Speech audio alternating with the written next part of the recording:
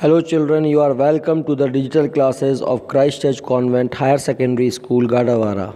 I am Amit Toshniwal, your economics teacher. This video is for class 11. Subject is economics. Chapter number 4, presentation of data, and part number 5. In this module, we shall study percentage, subdivided bar diagram, area diagram, and pie diagram. So let us start with percentage subdivided bar diagram.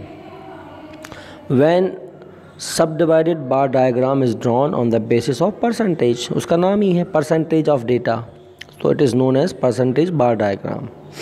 हम क्या करते हैं, उनकी actual values नहीं दिखा करके percentage के form में उनको हम दिखाते हैं, और जो उसकी हाइट होती है बार्स की वो इक्वल रहती है.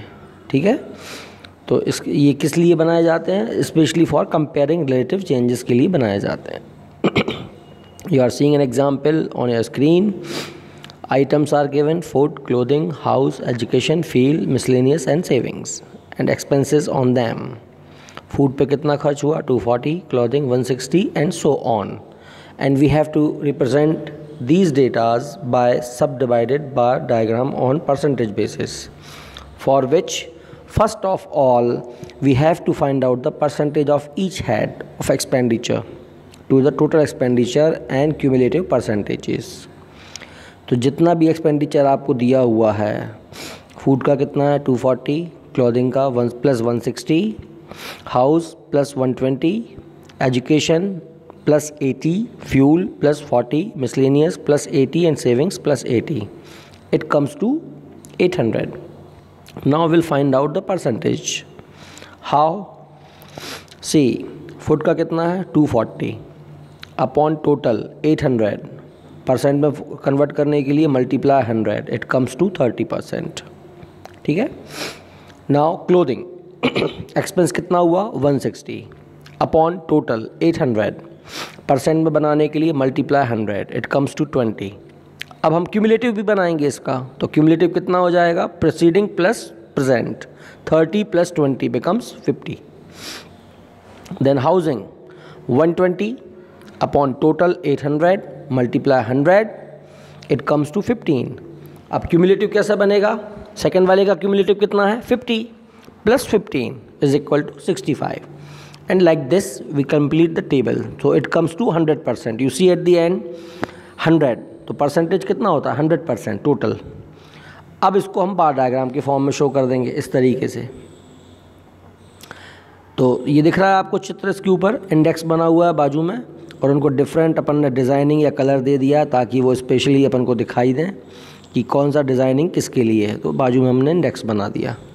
अब पहला वाला कितना था 30. यू सी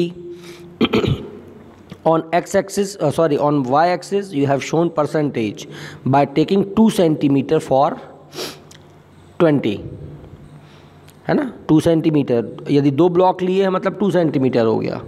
बुक में फिर यहाँ गलत दिया हुआ, हाँ नहीं सही दिया है. 1 सेंटीमीटर इज इक्वल टू 10%, यानी 2 का मतलब 20 हो जाएगा. तो 20, 40, 60, 80 एंड 100.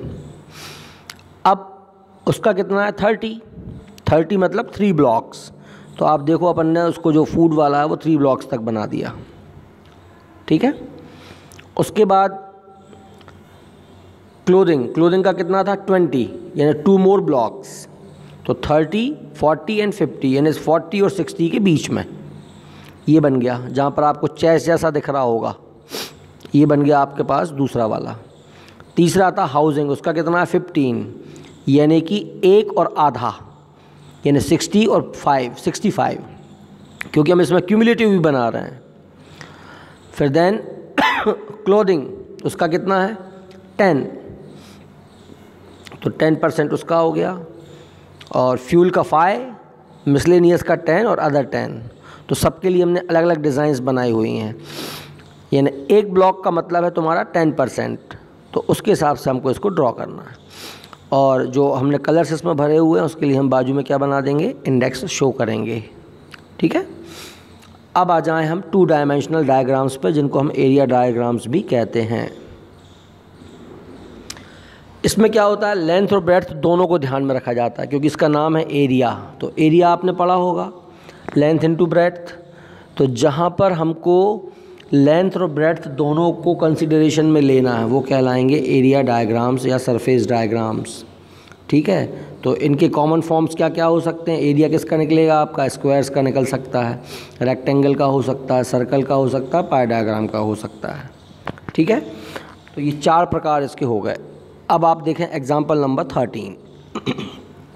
आपको दी हुई 2 फैक्ट्रीज़ हैं, ए एंड बी।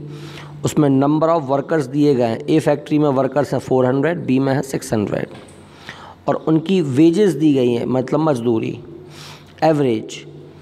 तो जो फैक्ट्री ए में काम करने वाले लोग हैं उनकी वेजेस है 500 और बी में काम करने वाले की वेजेस है 200। ठीक है, अब हमको रेक्टेंगुलर डायग्राम शो करना है इनका नीचे। तो पहले वाले वर्कर्स कितने हैं? 400, तो आप देखो 400 तक गया हुआ है वो।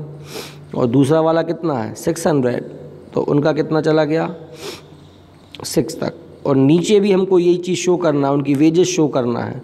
तो नीचे हम लेंगे 5 ब्लॉक्स 500 के लिए और 2 ब्लॉक्स लेंगे हम 200 के लिए। तो यहाँ पर जो बी फैक्ट्री में नीचे डेली वेजेस के बाजू में 500 लिखा है, उसको काट कर 200 कर लेना, 200 करना, क्योंकि वो 200 है, 500 नहीं है। तो ये मिसप्रिंट है बुक में, यहाँ पर ध्यान रखना। ठीक है, तो ये वर्कर्स हमने शो किए हैं वाई एक्सेस पे, 100, 200, 300, 400, 500, 600। तो वर्कर्स 400 यानी 400 तक गया। वेजेस कितनी थी? 500, यानी हमको 5 ब्लॉक्स लेना पड़े नीचे, यानी हम 5 गिनेंगे। तो अपनी लेंथ हो गई कितनी? 400 और ब्रेड्थ हो गई 500। यहाँ पर सेकंड वाले में लेंथ हो जाएगी 600, यानी ऊपर तक 600 तक जाएगा, और 200 मतलब 2 ब्लॉक्स वो उसकी विड्थ हो जाएगी। तो ये कहलाते हैं एरिया डायग्राम्स। अब आ जाएं आप पाई डायग्राम या सर्कुलर डायग्राम पे। जब हम उसको सर्कुलर फॉर्म में डिवाइड करते हैं 360 से, सर्कल का पूरा वैल्यू कितना होता है? 360 डिग्री, है ना। तो when a circle is divided into number of sectors by radius representing various components of the whole, then this diagram is called pie diagram और सर्कुलर डायग्राम। तो इसमें हम जो भी वैल्यू दी रहती है उसको हम 360 से डिवाइड करके उसको डिग्री फॉर्म में लेके आते हैं और उतने डिग्री का एंगल हम सर्कल के अंदर बनाते हैं। ठीक है, इस प्रकार से ये पाई डायग्राम आपके बनेंगे। क्या करना है? जो वैल्यू है उसको डिवाइड करना 360 से सॉरी टोटल से, और मल्टीप्लाई करेंगे हम 360 से, क्योंकि हमको उसको डिग्री में कन्वर्ट करना है। कैसे होगा? उसके लिए फॉर्मूला देखो, ये दिया गया है एंगल बनाने के लिए। the value of the component upon the value of all component multiply 360। ऊपर वाला फार्मूला ज़्यादा अप्रोप्रिएट है बजाय नीचे वाले के। ठीक है, तो will use the first formula, value upon total value multiply 360 to convert it into angle form. अब आप ये देखें, एक एग्जांपल दिया गया 14 नंबर का। आइटम्स हैं labour, bricks, cement, steel, timber, supervision and total है 100, और उनका एक्सपेंडिचर परसेंटेज आपको दिया गया है कितना? 25, 15, 20, 15, 10 ऐसा। तो लेबर का कितना है? 25, तो 25 अपॉन 100 मल्टीप्लाई 360, है ना। 25 upon 100 multiply 360, it comes to 90 degree. फिर ब्रिक्स का कितना है? 15, और टोटल कितना था? 100। ऊपर देखो क्वेश्चन में 100, तो 15 upon 100 multiply 360। Cement 20 upon 100 multiply 360। Steel 15 upon 100 multiply 360। Timber 10 upon 100 multiply 360, and supervision 15 upon 100 multiply 360। तो will get the angles 90, 54 degree, 72 degree, 54 degree, 36 degree and again 54 degree. Will draw it on pie chart. तो सबसे पहले क्या करोगे? जो centre रहेगा, labour वाला हिस्सा देखो सबसे पहले आप, तो सेंटर पे आप सबसे पहले क्या करेंगे? 90 डिग्री का एंगल बना देंगे। तो आपके पास आ गया लेबर 90 डिग्री, 90 ही था, देखो यहाँ पर इट इज़ 90 डिग्री, और यहाँ पर आप फिगर में देखो ये 90 डिग्री दिख रहा है आपको।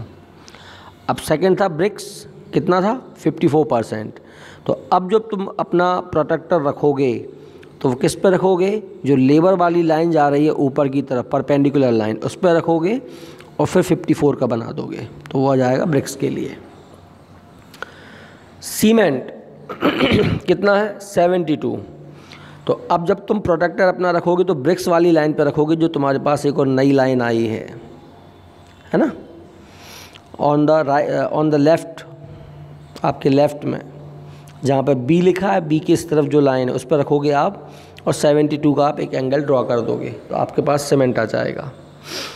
फिर स्टील कितना है 54।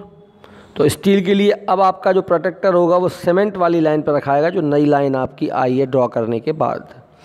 तो इस तरीके से आप आगे बढ़ते जाएंगे तो टोटल हो जाएगा 360, और आपके पास ये पाई डायग्राम या सर्कुलर डायग्राम जिसको हम कहते हैं वो तैयार हो जाएगा। ठीक है। अभी कुछ ग्राफ्स अपने पास बचे हुए हैं जिनको अपन नेक्स्ट वीडियो में करेंगे, और वो अपना कंक्लूजन पार्ट होगा इस चैप्टर का। तो किस प्रकार से frequency curve, histogram, cumulative curve, ogive वगैरह बनते हैं, वो अपन इसके बाद वाले वीडियो में देखेंगे, जो कंक्लूजन पार्ट होगा। फिर इसके बाद कुछ न्यूमेरिकल सॉल्व करेंगे आप लोग उसके बेसिस पे। और अभी भी आप कुछ एग्जांपल्स जो हैं, जितने भी आपके टॉपिक्स कवर होते जा रहे हैं उनके आप एग्जांपल्स देखें, न्यूमेरिकल्स देखें, और उनको आप करने की कोशिश करें। यदि कोई डाउट है तो you can contact, will discuss and will find out their remedies. Okay, thank you.